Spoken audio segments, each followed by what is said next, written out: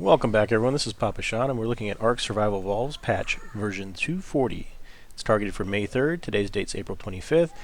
These notes are subject to change based on the developer's whims, but they do say by GRABTHAR'S hammer, whoever that might be, they're going to release. So the breeding mechanics phase 2, the tribe member rankings with customizable per rank privileges, as well as the epic 4K texture deployment. So these are items that have been in the works for quite some time, have been promised for months and months as they push them further and further out in the releases. This time they say they will be out on May 3rd. So taking a closer look at breeding mechanics phase 2.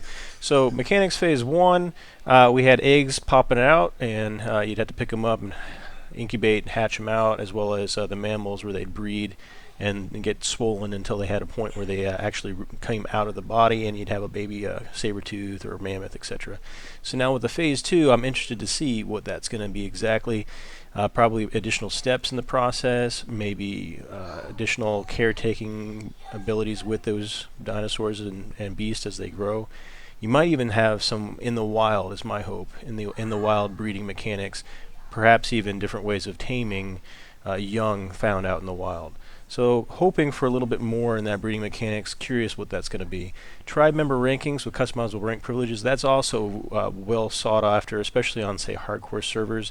The per member rankings, you want to be able to assign multiple layers so that you might have people promoted up by members that are above them, as well as recruiting but not yet being able to kick, maybe able to create structures without demolishing. There are some features that currently exist, but this will allow it to make it much easier to promote people within the ranks, to give them additional privileges, and likely be able to customize those to the best use by your tribe. Alright, so we also have the epic 4K textures, which where they state is all textures at the source resolution, better texture pool utilization at all texture setting levels. So hopefully that will help people out with those with more powerful computers will have better graphics at their uses, as well as probably a bit more optimization for those that have slower computers and would like to get more performance out of the game rather than the actual video that's available to them. Alright, so beyond that, there are ruins and explorer notes that will be released. So the ruins should add a lot more appeal to players and immersion into the ARK Survival environment, as you'll be able to go through and see rundown structures. I mean, there's plenty of those just in players' tribes being knocked out, but I'm curious to see what they have for the ruins, and then the explorer notes add a little bit more to the lore of the game. They also have Megapithecus and the dragon arenas. So Megapithecus is a huge ape, and the dragon obviously is one of the big bosses. So that those two bosses are normally found in Survival of the Fittest, 6-man tribes, and the big tournaments. So this will allow you to battle them in the arenas, kind of get an idea of what they're capable of. So that's pretty exciting to look forward to, as well as a new weapon, the primitive Bola. So if you're not familiar with the Bola, it's generally balls attached by a rope, chain, things like that. So with the primitive Bola, likely you can expect that to be used as a taming tool, generally for small to medium creatures.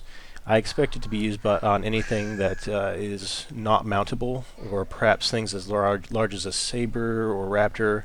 Don't think it'll be very useful beyond that. I'm hoping it's going to be able to be used to ensnare dimorphodons, maybe wrap up their wings so they fall to the ground, allow for you to tame them much easier, as currently it's a little bit challenging to knock some of those dimorphodons out of the air if you're not a practice shot with a bow. Alright, so what else do we have? We have 3 new dinosaurs coming out.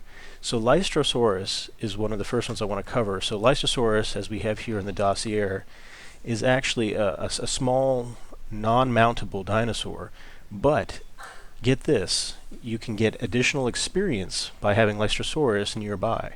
So if you've got a crafting area where all your members come to craft, and you can gain experience from your fellow tribe members crafting in a centralized area, stick a Lystrosaurus, stick 10, stick 20 in there, and then hopefully they'll stack, but the experience bonus from Lystrosaurus in the area will increase your tribe's ability to level up much quicker having them in the area. You could probably also have them set to follow as you run around, put them on passive, and you could kill things with a Rex or whatnot, and that should increase your experience gain for you and the dinosaur that you're mounted on as well. Alright, so pretty neat. Some things to note, though, about the Lystrosaurus is that they state it's going to be a little bit difficult to tame, and that rendering it unconscious is going to be rather difficult. It regains torpor pretty quickly, so if you're familiar with Spinosaurus tames, maybe Gigantosaurus tames, their torpor returns very quickly, so you almost have to have somebody babysitting them, making sure that they stay unconscious during the tame process. Alright, well, let's take a look at the next dinosaur, which is really actually an insect, the Arthropluera. This guy is really neat. So he is able to be saddled and ridden. He has corrosive blood, so when attacking it, it will actually damage your weapons. So it'll break all your nice weapons a lot faster using this, so be careful with that. It also is going to spit its blood, which is, again, the corrosiveness. So I imagine it'll take out your armor a lot quicker, too, if you're not mounted trying to tame the Arthropluera. It also should be a very, very good defense dinosaur. Or I call them all dinosaurs, but essentially a creature that you'll have in your base that can have a ranged attack and spit at the various targets coming into the area. You could probably have an army of them running and spitting at distance, taking out different critters. Pretty good defense against flyers as well, likely, because if they take missile damage, that might consider the spit a missile. Alright, so we'll take a look at that as further as it comes out. We also have a Saber-Tooth Salmon. So a Saber-Tooth Salmon, kind of odd, right? So you have a salmon. It's going to be passive until attacked, at which point it'll start attacking you. You cannot tame it. There's no domestication of the fish.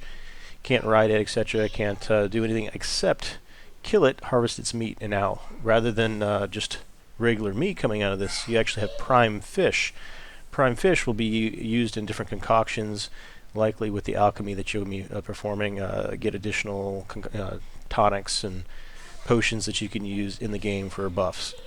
Alright, so that's it for the patch notes for version 240. I hope that this has been helpful to you. Please mash that like button, subscribe, comment, share. All those things help me out greatly. And all proceeds from the advertisements goes towards my kids' college education. So thanks again, and I'll catch you next time. This is PapaSean. Have a good day.